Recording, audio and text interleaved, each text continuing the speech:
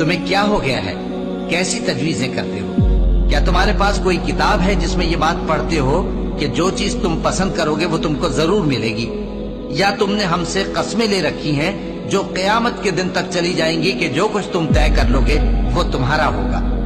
ان سے پوچھو کہ ان میں سے کون اس کا ذمہ لیتا ہے؟ کیا اس قول میں ان کے کچھ شریک ہیں؟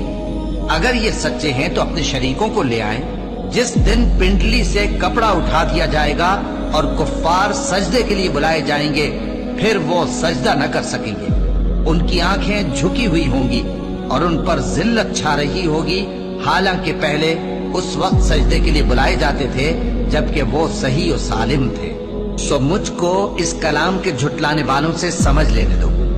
ہم ان کو آہستہ آہستہ ایسے طریق سے پکڑیں گے کہ ان کو خبر بھی نہ ہوگی۔